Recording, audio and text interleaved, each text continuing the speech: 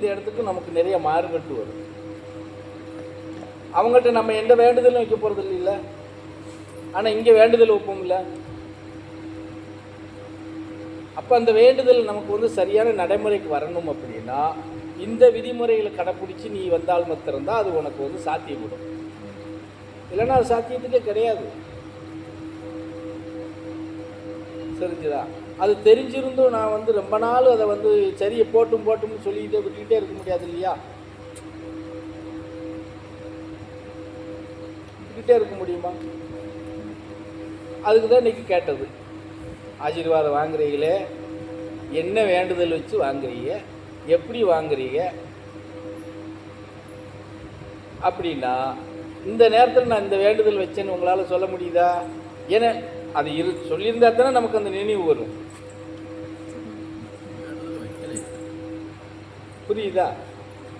அதனால தான் சொல்கிறது. அப்போ அதை மாற்றிக்கோங்க. இனி வார காலத்தில் அதை நீங்கள் மாற்றிக்கிட்டு அந்த வேண்டுதலை எப்படி இப்போ சொல்லி கொடுத்தனோ அது மாதிரி வேண்டுதல் வைக்க பாருங்கள். வேண்டுதல் வைக்கிற போது ஆசீர்வாதமும் வேண்டுதலும் ஒன்றா இருக்கணும் அப்படின்னு சொல்லி கொடுக்குறோம். அது நீங்கள் தானே கடைப்பிடிக்கணும். இல்லை ஒருவேளை நான் தான் கடைப்பிடிக்கணுமா? ஏதாவது சொல்லுங்க இருந்தால் அப்படி இருந்தால் கூட நம்ம மாற்றிக்குவோம். இங்கே காலில் விழுந்து வணங்கினா தான் மரியாதைங்கிறதெல்லாம் கிடையாது. அப்படி சொல்லப்போனால் இது எங்கள் பாஷையில் சொல்லப்போனால் உங்களை நான் அடிமைப்படுத்துகிறேன்னு அர்த்தம். எப்படி? சித்தர்கள் நிலைப்பாட்டில் உங்களை நான் அடிமைப்படுத்துகிறேன்னு அர்த்தம். நான் மாத்திரம் யாருக்கும் தலை வணங்க மாட்டேன், எந்த சாமியும் வணங்க மாட்டேன், கையை கட்டிக்கிட்டு நான் நிமிர்ந்து போவேன். நீங்கள் மாத்திரம் என் காலை பிடிச்சி வணங்குறதுன்னா அது எப்படி ஏற்றுக்கிற முடியுமா? என்ன பரமசிவசாமி நான் சொல்கிறது? சித்தர்கள் நிலைப்பாடு அதுதான். நான் எவனுக்கும் தலை வணங்க மாட்டேன்டா, நான் இப்படி தான் எனக்கு நிற்பேன் அப்படின்னு நிற்கிறோம்ல. அப்போ எங்களுக்கு ஒரு விதிமுறை, உனக்கு ஒரு விதிமுறை கிடையாது இங்கே. புரிஞ்சதா? அதை மீறி நீ வந்து என்னை வணங்கு அப்படின்னு சொல்கிறேன்னா உன்னையே நான் அடிமைப்படுத்துகிறேன்னு அர்த்தம். புரியுதா? நான் நிறைய தடவை சொல்லியிருக்கேன், நான் எந்த ஆலயத்துக்கு போனாலும் நான் உள்ளே போக மாட்டேன், போய் வணங்க மாட்டேன்னு. யாராவது எதுக்கு சாமின்னு கேள்வி கேட்டிருப்பீங்களா? அந்த கேள்வி அன்னைக்கு கேட்டிருந்தீங்கன்னா இந்த பதில் அன்னைக்கே வந்திருக்கும்.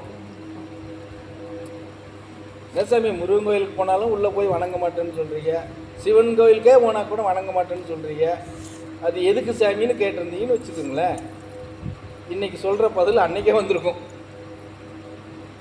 புரியுதா?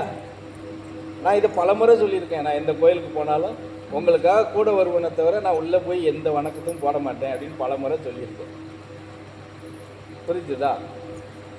நீ எந்த கோயிலுக்கு போனாலும் அவன் சொன்ன மாதிரி நான் கையை கட்டிக்கிட்டு நிமிந்தாப்புல தான் தெரியுவேன். புரியுதா?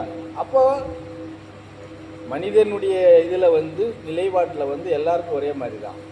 அதை வந்து மாற்றி எல்லாம் அமைக்கணுங்கிற அவசியம்லாம் சித்தர்கள் வழிபாட்டில், சித்தர்கள் நிலைப்பாட்டில் கிடையாது. மரியாதை இருக்கணுமா? இருக்கணும். பணிவு இருக்கணுமா?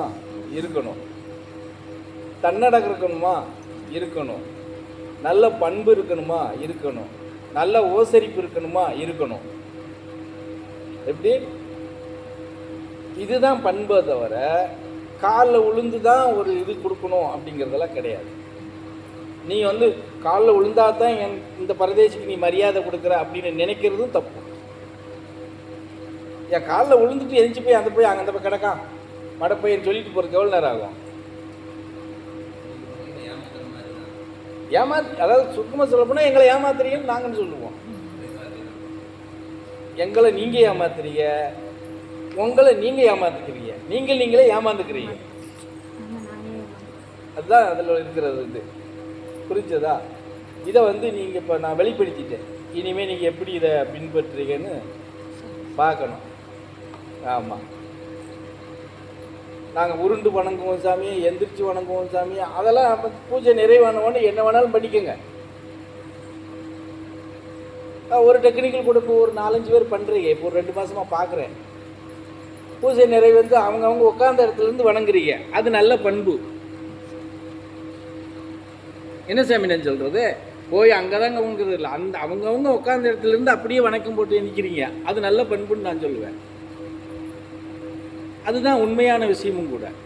இப்போ ஒரு கோயில் ஆலயத்துக்கு போகிறோம், சாமியை கும்பிடுறோம். கும்பிட்டு நான் பலமுறை சொல்லியிருக்கிறேன் இல்லையா? அப்படி போய் அதை அவனை கும்பிட்டு அப்படியே வெளியே வந்தோடனே அப்படியே வந்துடுவோம். அந்த பிரகாரத்தில் எங்கனையாவது கொஞ்சம் நேரம் உட்காந்து நம்ம பிரச்சனையை, ஏன்னா நீ அங்கே போய் உன் பிரச்சனையை எதுவும் சொல்லிக்கிற மாட்டேன். எந்த கோயிலையும் போய் முன்னாடி போய் நின்று நீ சொல்கிற அளவுக்கு அவங்க நிற்கவும் விட மாட்டாங்க இல்லையா? அப்போது அந்த பிரகாரத்தை சுற்றி வெளியே வந்த உடனே அந்த உள்ளுக்குள்ளேயே எங்கேயாவது ஒரு பகுதியில் உட்காந்து உன் பிரச்சனையை அங்கனக்குள்ளே கொட்டி தீர்த்துட்டு வந்துரு. தீர்ந்துட்டு எந்திரிச்சு வந்தீங்கன்னா பிரச்சனை முடிஞ்சு போச்சு. பக்தி மார்க்கத்தில் கூட ஆலய வழிபாட்டில் கூட அப்படி தான் செய்யணும். ஆனால் நம்ம அதை யாரும் செய்ய மாட்டோம் இல்லையா? அப்படியே கொஞ்சம் நேரம் உட்காந்து போவோம்னா கூட உட்காந்துக்கிட்டு ஊர் கதையெல்லாம் பேசிக்கிட்டு இருப்பாங்க. அப்போ கூட புரியுதா? அதுதான் பக்தி மார்க்கம். அதே மாதிரி எல்லாத்துலேயும் நம்ம ஒரே மாதிரி போகணுமா அப்படின்னு சொன்னால், அங்கே எப்படி நம்ம ஏமாந்து வர்றோமோ அதுதான் எல்லா இடத்துலையும் ஏமாந்து தான் போவோம். எல்லா இடத்துலையும் ஏமாந்து தான் போவோம். சரியான முறையில் நம்ம கரெக்டாக பயணம் பண்ணினால் மாத்திரம்தான் நம்ம காரியங்களை ஏன்னு சொல்கிறோம்னா, ஏற்கனவே அது பலமுறை நடத்தினதான் திருப்பி உங்களுக்கு ஞாபகப்படுத்துகிறேன். நமக்கு சேர வேண்டியது, கொடுக்க வேண்டியதை, நம்மளை நிலைநிறுத்த வேண்டியதை ஆல்ரெடி அவங்க கொடுத்து முடிச்சிட்டாங்க. கருவறையில் இருக்கும்போதே அந்த முடிவு பண்ணி கொடுத்துட்டாங்க. இப்போ நீ நீ உனக்கு நினைவு, உனக்கு எல்லா இதுவும் தெரிஞ்சதுக்கப்புறம் நீ கேட்குறதெல்லாம் எக்ஸ்ட்ரா போனஸ். சரியா? அப்போ போனஸ் வாங்கணும்னு சொன்னால் அதுக்குண்டான உழைப்பும் அதுக்குண்டான கஷ்டமும் படாமல் அது நமக்கு கிடைக்குமானா கிடைக்காது.